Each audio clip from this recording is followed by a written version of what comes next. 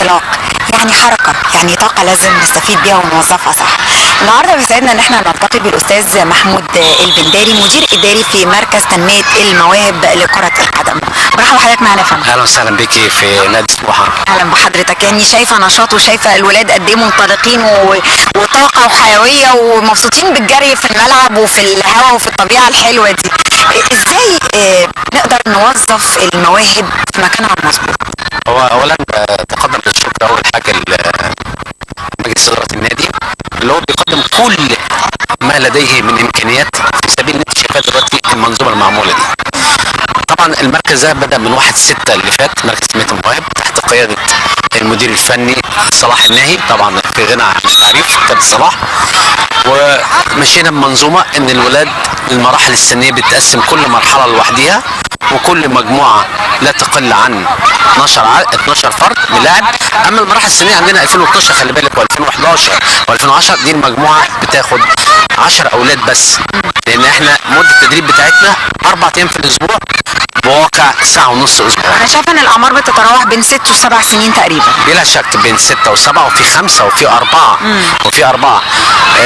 الاربعه دول اللي هم 2011 و2012 و2010 دول العماد او القاعده العريضه اللي احنا بنعتمد عليها مستقبلا في امدادهم للبراعم. دول اللي هيمدوا البراعم، وبالتالي البراعم لما يطلعوا من عندنا دول يروحوا البراعم هيمد الناشئين، وبالتالي بعد الناشئين بيطلعوا نواه للفريق الاول. يعتبر هنا الاساس. هنا اساس كل شيء، اساس احنا منظومه متكامله.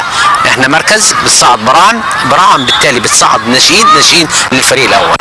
لما بيكون في موهبه متميزه وملفته للنظر يعني وبتشد المدرب، في الحاله دي المدرب بيعمل ايه عشان يعني ينمي الموهبه دي ويتبناها بطريقه سليمه؟ طبعا احنا كجهاز مع بعض بنشتغل في منظومه واحده، وبالمرور على المجموعات دي بتظهر مواهب.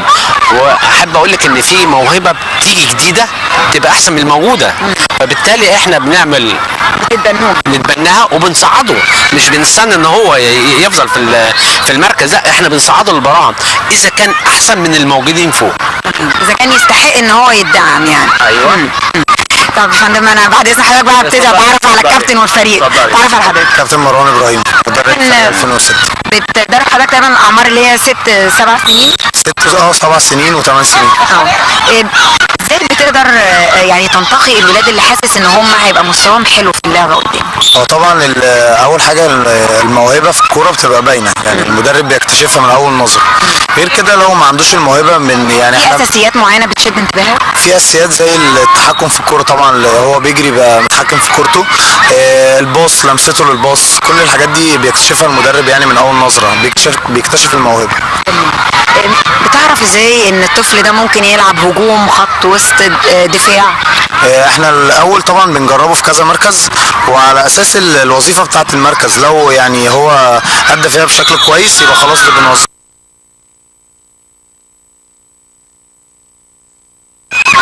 طبعا يا زي اي رياضه هو بيبني جسمه، يعني زي وقت الفراغ بيضيع وقت فراغه فيها، وغير اللي هو يعني معظم يعني بيحبوا لعبه الكوره. رياضه متهيألي بتشد الصبيان اكتر كمان. طبعا. تعرف عليه؟ ادم محمد عبد الفتاح. كم سنه يا ادم؟ 9. عمر محمد عبد الحكيم. سنه عمر 9. معز احمد محمد ابراهيم. 9 سنين برضه؟ اسم سامي عبد الله 10 سنين. 10 سنين. ليه اخترت كرة القدم بالذات؟ بحب العبها دايما. تحب تلعب؟ نفسك تبقى ايه لما تكبر؟ نفسي ابقى لعيب كورة. لعيب كورة زي مين؟ مين مثلك الأعلى؟ مثلا زي كريستيانو رونالدو. كريستيانو رونالدو. ومنتخب مصر مين؟ محمد صلاح. اهلاوي ولا زملكاوي؟ اهلاوي طبعا. ليه طبعا؟ عشان هو لسه كسب الدوري. عشان هو اللي كسب الدوري. يعني بتحب ان الفريق بتاعك يبقى كده بياخد بطولات ودايما عنده مراكز متقدمه، بتبقى فرحان؟ بتعمل ايه لما الاهلي يجيب جول؟ تتنطط بقى وكده؟ لما انت بقى تجيب جول تعمل ايه؟ فرحان جدا. فرحان؟ تجروا بقى تحضنوا بعض؟ جبت جون قبل كده؟ يعني اول مره.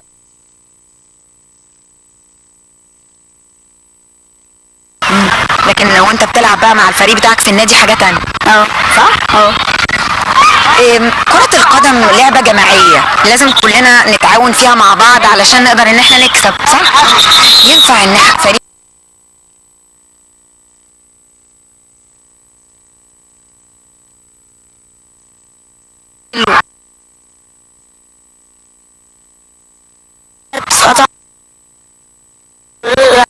ممكن تبقى هجمة